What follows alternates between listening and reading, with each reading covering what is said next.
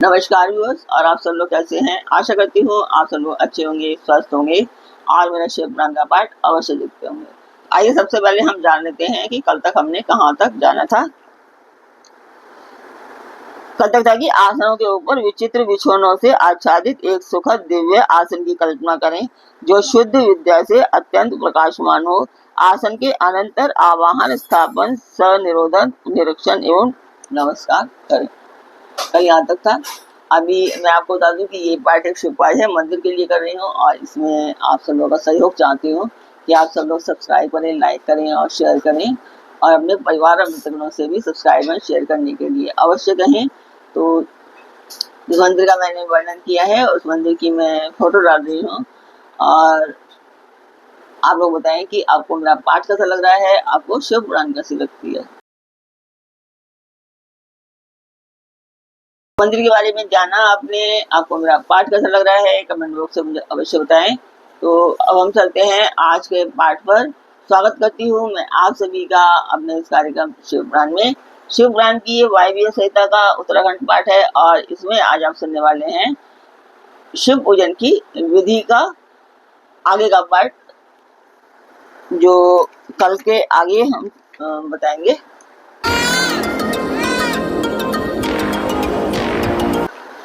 तो अब हम चलते हैं कल के आगे शिव पूजन की विधि।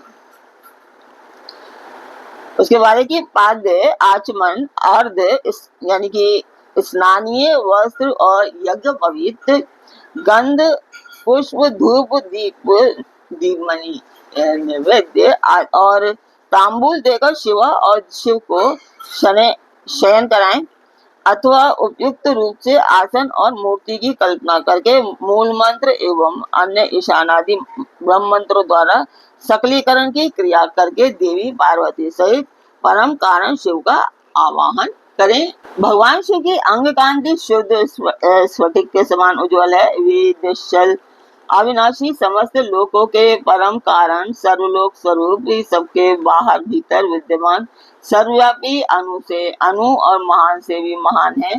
भक्तों को अनायासी दर्शन देते हैं, सबके ईश्वर एवं अवयव हैं। ब्रह्मा, इंद्र, विष्णु तथा रुद्र आदि देवताओं के लिए भी अगोचर हैं। संपूर्ण वेदों के सार तत्व हैं, विद्वानों के भी दृष्टि पथ में नहीं आते हैं। आदि, मध्य और अंत से रहित हैं। भव रोग से ग्रस्त प्राणियों के लिए औषध रूप हैं। शिव तत्व के रूप में विख्यात हैं और सबका कल्याण करने के लिए जगत में सुस्थिर शिवलिंग के रूप में विद्यमान है। ऐसी भावना करके भक्ति भाव से गंध, धूप, दीप, पुष्प और नैवेद्य, इन 5 उपचारों द्वारा उत्तम शिवलिंग का पूजन करें। परमात्मा महेश्वर शिव की लिंगमय मूर्ति के स्नान काल में जय जयकार आदि शब्द और मंगल पाठ करें। पंचगव्य, घी, दूध, दही, मधु और शर्करा के साथ फल मूल के 7 तत्व से, तिल, सरसों, सत्तू के उपटन से, जौ आदि के उत्तम बीजों से, उड़द आदि के चूर्णों से तथा आटा आदि से आलेपन करके गर्म जल से शिवलिंग को नहलाएं। लेप और गंध के निवारण के लिए बिल्वपत्र आदि से रगड़ें। फिर जल से नहलाकर चक्रवर्ती सम्राट के लिए उपयोगी उपचारों से अर्थात सुगंधित तेल, गुलेल आदि के द्वारा सेवा करें। सुगंध युक्त आंवला और हल्दी भी क्रमशः अर्पित करें।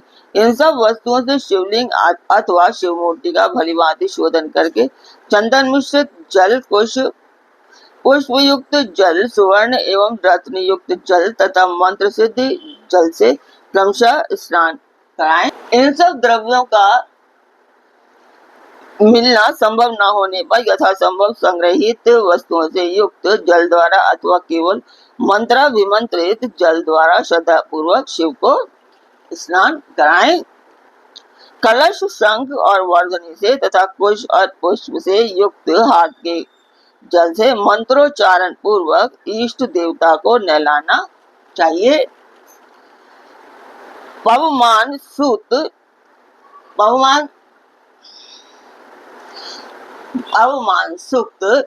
रुद्र सूक्त, नील रुद्र सूक्त, त्वरित मंत्र, लिंग सूक्त, आदि सूक्त, अथर्व शीर्ष, ऋग्वेद, सामवेद तथा शिव संबंधी ईशानादि पंच ब्रह्म मंत्र, शिव मंत्र तथा प्रणव से देव देवेश्वर शिव को स्नान कराएं। जैसे महादेव जी को स्नान कराएं उसी तरह महादेवी पार्वती को भी स्नान आदि कराना चाहिए। उन दोनों में कोई अंतर नहीं है क्योंकि वे दोनों सर्वथा समान हैं। पहले महादेव जी के उद्देश्य से स्नान आदि क्रिया करके फिर देवी के लिए उन्हीं देवादिदेव के आदेश से सब कुछ करें। अर्धनारीश्वर की पूजा करनी हो तो उसमें पूर्वापर का विचार नहीं है, अतः उसमें महादेव और महादेवी के साथ साथ पूजा होती रहती है। शिवलिंग में या अन्यत्र मूर्ति आदि में अर्धनारीश्वर की भावना से सभी उपचारों का शिव और शिवा के लिए एक साथ ही उपयोग होता है। पवित्र सुगंधित जल से शिवलिंग का अभिषेक करके उसे वस्त्र से पोंछें, फिर नूतन वस्त्र एवं यज्ञोपवीत चढ़ाएं। तत्पश्चात पाद्य, आचमन, अर्घ्य, गंध, पुष्प, आभूषण, धूप, दीप, नैवेद्य, पीने योग्य जल, मुख शुद्धि, पुनराचमन, मुखवास तथा संपूर्ण रत्नों से जटित सुंदर मुकुट, आभूषण, नाना प्रकार की पवित्र पुष्पमालाएं, छत्र, चंवर, व्यंजन, ताड़ का पंखा और दर्पण देकर सब प्रकार की मंगलमयी वाद्य ध्वनियों के साथ इष्ट देव की निरांजना करें। निरांजना यानी कि आरती उतारें। उस समय गीत और नृत्य आदि के साथ जय जयकार भी होनी चाहिए। सोना, चांदी, तांबा अथवा मिट्टी के सुंदर पात्र में कमल आदि के शोभायमान फूल रखें। कमल के बीज तथा दही, अक्षत आदि भी डाल दें। त्रिशूल, शंख, 2 कमल, नन्याद वर्त नामक शंख विशेष, सूखे गोबर की आग, श्रीवस्त्र, स्वास्तिक, दर्पण, वज्र तथा अग्नि आदि से चिन्हित पात्र में 8 दीपक रखें। वे 8 दिशाओं में रहें और एक नवा दीपक मध्य भाग में रहे। इन 9 दीपकों में वामा आदि 9 शक्तियों का पूजन करें। फिर कवच मंत्र से आच्छादन और अस्त्र मंत्र द्वारा सबों से संरक्षण करके धेनु मुद्रा दिखाकर दोनों हाथों से पात्र को ऊपर उठाएं अथवा पात्र में क्रमशः 5 दीप रखें। 4 को चारों कोनों में और 1 को बीच में स्थापित करें। तत्पश्चात उस पात्र को उठाकर शिवलिंग या शिव मूर्ति आदि के ऊपर क्रमशः 3 बार प्रदक्षिणा क्रम से और मूल मंत्र का उच्चारण करता रहे। तदनंतर मस्तक पर अर्घ्य और सुगंधित भस्म चढ़ाएं। फिर पुष्पांजलि देकर उपहार निवेदन करें। इसके बाद जल देकर आचमन कराएं। फिर सुगंधित द्रव्यों से युक्त 5 तांबूल भेंट करें।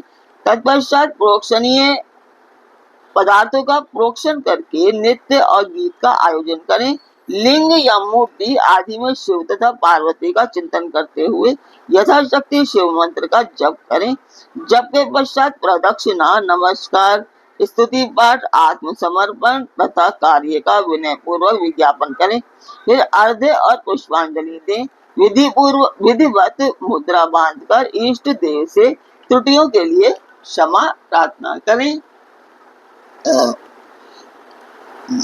तत्पश्चात मूर्ति सहित देवता का विसर्जन करके अपने हृदय में उसका चिंतन करें। पाद्य से लेकर मुखवास पर्यंत पूजन करना चाहिए अथवा अर्घ्य आदि से पूजन आरंभ करना चाहिए या अधिक संकट की स्थिति में प्रेम पूर्वक केवल फूल मात्र चढ़ा देना चाहिए। प्रेम पूर्वक फूल मात्र चढ़ा देने से ही परम धर्म का संपादन हो जाता है। जब तक प्राण रहे शिव का पूजन किए बिना भोजन न करें। ये था आज का पाठ और ये था शिव पूजन की विधि। कल से शुरू होगी शिव पूजन की विशेष विधि। तो आज का पाठ मैं यहीं पर पूर्ण करती हूँ। आपका पाठ कैसा लगा कमेंट बॉक्स में मुझे अवश्य बताएं। तो अब कल मिलेंगे, तब तक के लिए आज्ञा दीजिए। ओम नमः शिवाय। जय माता दी।